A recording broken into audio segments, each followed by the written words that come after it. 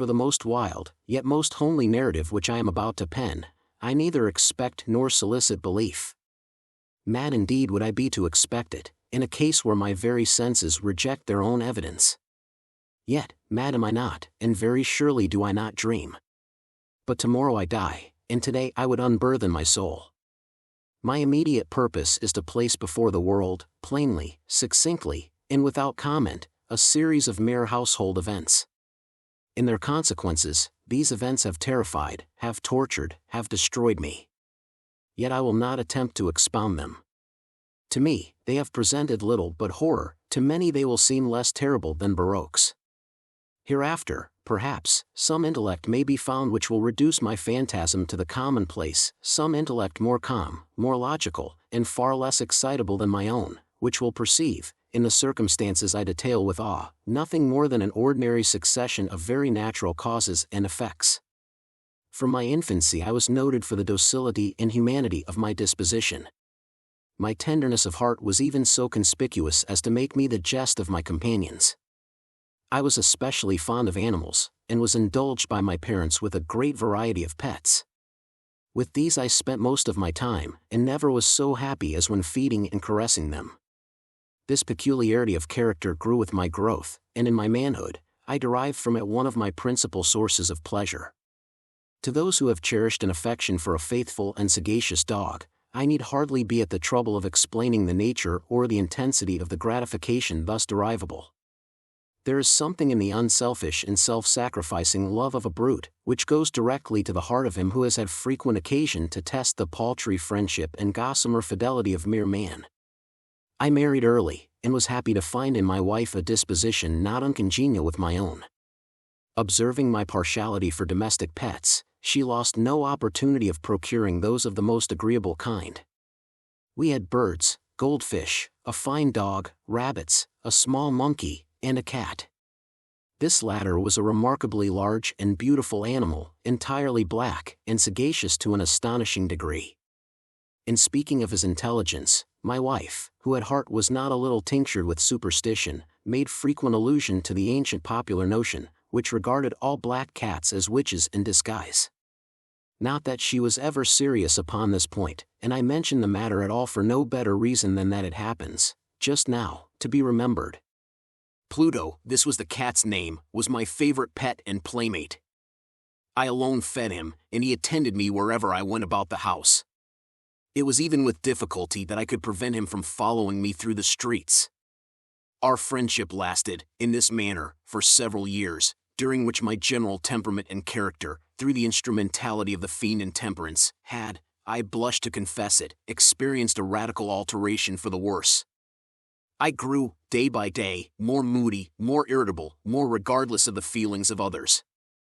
I suffered myself to use intemperate language to my wife. At length, I even offered her personal violence. My pets, of course, were made to feel the change in my disposition. I not only neglected, but ill-used them. For Pluto, however, I still retained sufficient regard to restrain me from maltreating him, as I made no scruple of maltreating the rabbits, the monkey, or even the dog, when by accident, or through affection, they came in my way. But my disease grew upon me, for what disease is like alcohol, and at length even Pluto, who was now becoming old, and consequently somewhat peevish, even Pluto began to experience the effects of my ill temper. One night, returning home, much intoxicated, from one of my haunts about town, I fancied that the cat avoided my presence. I seized him, when, in his fright at my violence, he inflicted a slight wound upon my hand with his teeth. The fury of a demon instantly possessed me. I knew myself no longer. My original soul seemed, at once, to take its flight from my body, and a more than fiendish malevolence, gin-nurtured, thrilled every fiber of my frame. I took from my waistcoat pocket a penknife, opened it, grasped the poor beast by the throat, and deliberately cut one of its eyes from the socket. I blush, I burn, I shudder, while I pen the damnable atrocity. When reason returned with the morning, when I had slept off the fumes of the night's debauch, I experienced a sentiment half of horror, half of remorse, for the crime of which I had been guilty, but it was, at best, a feeble and equivocal feeling, and the soul remained untouched. I again plunged into excess, and soon drowned in wine all memory of the deed. In the meantime, the cat slowly recovered. The socket of the lost eye presented, it is true, a frightful appearance, but he no longer appeared to suffer any pain. He went about the house as usual, but, as might be expected, fled in extreme terror at my approach. I had so much of my old heart left, as to be at first grieved by this evident dislike on the part of a creature which had once so loved me. But this feeling soon gave place to irritation. And then came, as if to my final and irrevocable overthrow, the spirit of perverseness.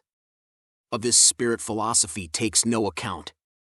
Yet I am not more sure that my soul lives, than I am that perverseness is one of the primitive impulses of the human heart, one of the indivisible primary faculties, or sentiments, which give direction to the character of man. Who has not, 100 times, found himself committing a vile or a silly action, for no other reason than because he knows he should not? Have we not a perpetual inclination, in the teeth of our best judgment, to violate that which is law, merely because we understand it to be such? This spirit of perverseness, I say, came to my final overthrow. It was this unfathomable longing of the soul to vex itself, to offer violence to its own nature, to do wrong for the wrong's sake only, that urged me to continue and finally to consummate the injury I had inflicted upon the unoffending brute. One morning, in cold blood, I slipped a noose about its neck and hung it to the limb of a tree, hung it with the tears streaming from my eyes, and with the bitterest remorse at my heart, hung it because I knew that it had loved me, and because I felt it had given me no reason of offense, hung it because I knew that in so doing I was committing a sin, a deadly sin that would so jeopardize my immortal soul as to place it, if such a thing were possible, even beyond the reach of the infinite mercy of the most merciful and most terrible God. On the night of the day on which this cruel deed was done, I was aroused from sleep by the cry of fire. The curtains of my bed were in flames. The whole house was blazing. It was with great difficulty that my wife, a servant, and myself made our escape from the conflagration. The destruction was complete. My entire worldly wealth was swallowed up, and I resigned myself thenceforward to despair. I am above the weakness of seeking to establish a sequence of cause and effect between the disaster and the atrocity. But I am detailing a chain of facts, and wish not to leave even a possible link imperfect. On the day succeeding the fire, I visited the ruins. The walls, with one exception, had fallen in. This exception was found in a compartment wall, not very thick, which stood about the middle of the house, and against which had rested the head of my bed. The plastering had here, in great measure, resisted the action of the fire, a fact which I attributed to its having been recently spread. About this wall a dense crowd were collected, and many persons seemed to be examining a particular portion of it with very minute and eager attention. The words strange, singular, and other similar expressions excited my curiosity. I approached and saw, as if graven in bas-relief upon the white surface, the figure of a gigantic cat. The impression was given with an accuracy truly marvelous. There was a rope about the animal's neck. When I first beheld this apparition, for I could scarcely regard it as less, my wonder and my terror were extreme. But at length reflection came to my aid. The cat, I remembered, had been hung in a garden adjacent to the house. Upon the alarm of fire, this garden had been immediately filled by the crowd, by someone of whom the animal must have been cut from the tree and thrown, through an open window, into my chamber. This had probably been done with the view of arousing me from sleep. The falling of other walls had compressed the victim of my cruelty into the substance of the freshly spread plaster, the lime of which, with the flames, and the ammonia from the carcass, had then accomplished the portraiture as I saw it. Although I thus readily accounted to my reason, if not altogether to my conscience, for the startling fact just detailed, it did not the less fail to make a deep impression upon my fancy. For months I could not rid myself of the phantasm of the cat, and, during this period, there came back into my spirit a half-sentiment that seemed, but was not, remorse. I went so far as to regret the loss of the animal, and to look about me, among the vile haunts which I now habitually frequented, for another pet of the same species, and of somewhat similar appearance, with which to supply its place. One night as I sat, half stupefied, in a den of more than infamy, my attention was suddenly drawn to some black object, reposing upon the head of one of the immense hogsheads of gin, or of rum, which constituted the chief furniture of the apartment. I had been looking steadily at the top of this hogshead for some minutes, and what now caused me surprise was the fact that I had not sooner perceived the object thereupon. I approached it, and touched it with my hand. It was a black cat, a very large one, fully as large as Pluto, and closely resembling him in every respect but one. Pluto had not a white hair upon any portion of his body, but this cat had a large, although indefinite splotch of white, covering nearly the whole region of the breast. Upon my touching him, he immediately arose, purred loudly, rubbed against my hand, and appeared delighted with my notice. This, then, was the very creature of which I was in search. I at once offered to purchase it of the landlord, but this person made no claim to it, knew nothing of it, had never seen it before. I continued my caresses, and, when I prepared to go home, the animal evinced a disposition to accompany me. I permitted it to do so, occasionally stooping and patting it as I proceeded. When it reached the house, it domesticated itself at once, and became immediately a great favorite with my wife. For my own part, I soon found a dislike to it arising within me. This was just the reverse of what I had anticipated, but I know not how or why it was, its evident fondness for myself rather disgusted and annoyed.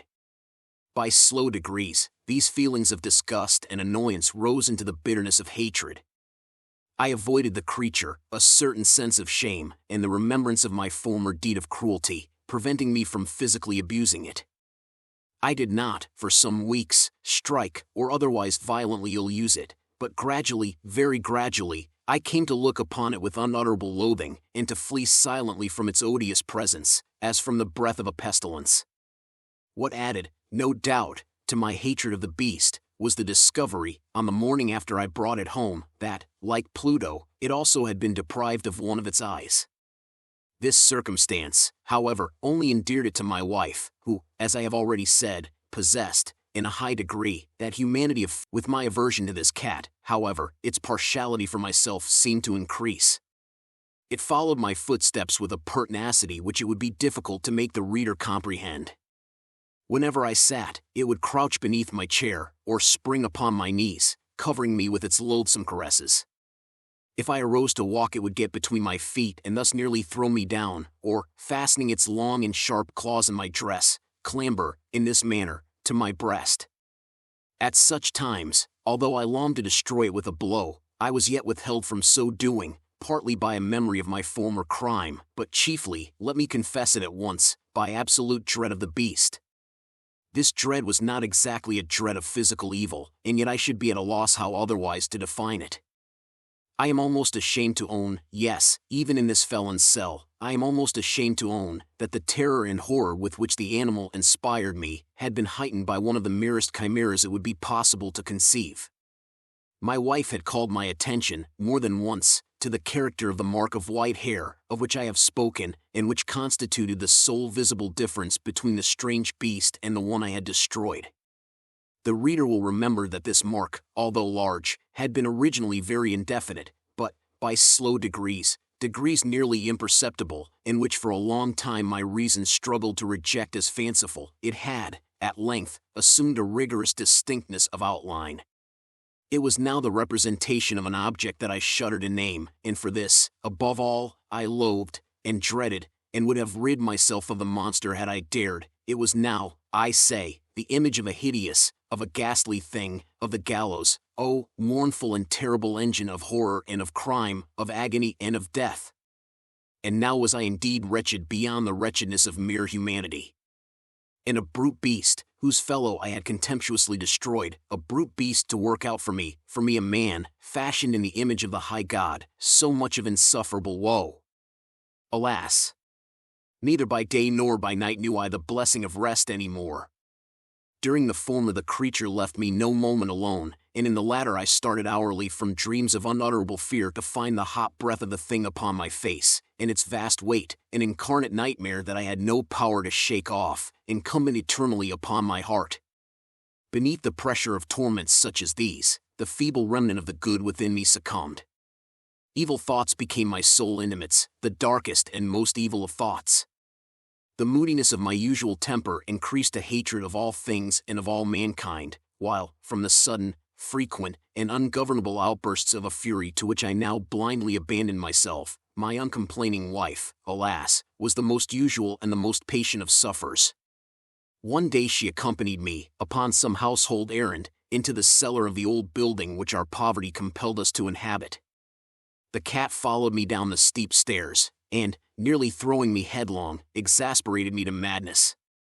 Uplifting an axe, and forgetting, in my wrath, the childish dread which had hitherto stayed my hand, I aimed a blow at the animal which, of course, would have proved instantly fatal had it descended as I wished. But this blow was arrested by the hand of my wife. Goaded, by the interference, into a rage more than demoniacal, I withdrew my arm from her grasp and buried the axe in her brain. She fell dead upon the spot, without a groan. This hideous murder accomplished, I set myself forthwith, and with entire deliberation, to the task of concealing the body. I knew that I could not remove it from the house, either by day or by night, without the risk of being observed by the neighbors. Many projects entered my mind. At one period I thought of cutting the corpse into minute fragments, and destroying them by fire. At another, I resolved to dig a grave for it in the floor of the cellar. Again, I deliberated about casting it in the well in the yard, about packing it in a box, as if merchandise, with the usual arrangements, and so getting a porter to take it from the house. Finally I hit upon what I considered a far better expedient than either of these. I determined to wall it up in the cellar, as the monks of the Middle Ages are recorded to have walled up their victims. For a purpose such as this the cellar was well adapted. Its walls were loosely constructed, and had lately been plastered throughout with a rough plaster, which the dampness of the atmosphere had prevented from hardening. Moreover, in one of the walls was a projection, caused by a false chimney, or fireplace, that had been filled up, and made to resemble the red of the cellar. I made no doubt that I could readily displace the bricks at this point, insert the corpse, and wall the whole up as before, so that no eye could detect anything suspicious. And in this calculation I was not deceived. By means of a crowbar I easily dislodged the bricks, and, having carefully deposited the body against the inner wall, I propped it in that position, while, with little trouble, I relaid the whole structure as it originally stood. Having procured mortar, sand, and hair, with every possible precaution, I prepared a plaster which could not be distinguished from the old, and with this I very carefully went over the new brickwork. When I had finished, I felt satisfied that all was right. The wall did not present the slightest appearance of having been disturbed. The rubbish on the floor was picked up with the minutest care. I looked around triumphantly, and said to myself, here at least, then, my labor has not been in vain. My next step was to look for the beast which had been the cause of so much wretchedness, for I had, at length, firmly resolved to put it to death. Had I been able to meet with it, at the moment, there could have been no doubt of its fate, but it appeared that the crafty animal had been alarmed at the violence of my previous anger, and forbore to present itself in my present mood. It is impossible to describe, or to imagine, the deep, the blissful sense of relief which the absence of the detested creature occasioned in my bosom. It did not make its appearance during the night, and thus for one night at least, since its introduction into the house, I soundly and tranquilly slept. I slept even with the burden of murder upon my soul. The second and the third day passed, and still my tormentor came not. Once again I breathed as a freeman. The monster, in terror, had fled the premises forever. I should behold it no more. My happiness was supreme. The guilt of my dark deed disturbed me but little. Some few inquiries had been made, but these had been readily answered. Even a search had been instituted, but of course nothing was to be discovered. I looked upon my future felicity as secured. Upon the fourth day of the assassination, a party of the police came, very unexpectedly, into the house, and proceeded again to make rigorous investigation of the premises. Secure, however, in the inscrutability of my place of concealment, I felt no embarrassment whatever. The officers bade me accompany them in their search. They left no nook or corner unexplored. At length, for the third or fourth time, they descended into the cellar. I quivered not in a muscle. My heart beat calmly as that of one who slumbers in innocence. I walked the cellar from end to end. I folded my arms upon my bosom and roamed easily to and fro. The police were thoroughly satisfied and prepared to depart. The glee at my heart was too strong to be restrained. I burned to say if but one word, by way of triumph, and to render doubly sure their assurance of my guiltlessness. Gentlemen, I said at last, as the party ascended the steps, I delight to have allayed your suspicions. I wish you all health, and a little more courtesy. By the by, gentlemen, this is a very well-constructed house. In the rabid desire to say something easily, I scarcely knew what I uttered at all. I may say an excellently well-constructed house. These walls, are you going, gentlemen? These walls are solidly put together, and here, through the mere frenzy of bravado, I rapped heavily, with a cane which I held in my hand, upon that very portion of the brickwork behind which stood the corpse of the wife of my bosom. But may God shield and deliver me from the fangs of the arch-fiend. No sooner had the reverberation of my blows sunk into silence, than I was answered by a voice from within the tomb, by a cry, at first muffled and broken, like the sobbing of a child, and then quickly swelling into one long, loud, and continuous scream, utterly anomalous and inhuman, a howl, a wailing shriek, half of horror and half of triumph, such as might have arisen only out of hell, conjointly from the throats of the damned in their agony and of the demons that exult in the damnation. Of my own thoughts it is folly to speak. Swooning, I staggered to the opposite wall. For one instant the party upon the stairs remained motionless, through extremity of terror and of awe. In the next, a dozen stout arms were toiling at the wall. It fell bodily. The corpse, already greatly decayed and clotted with gore, stood erect before the eyes of the spectators. Upon its head, with red extended mouth and solitary eye of fire, sat the hideous beast whose craft had seduced me into murder, and whose informing voice had consigned me to the hangman. I had walled the monster up within the tomb. If you enjoyed this story, please don't forget to subscribe to our channel for more amazing and scary stories. Also, please click the like button to support our program. If you want to submit your own story, please send it to our address at midnightwhisper@gmail.com. Thank you for listening, and we'll see you next time.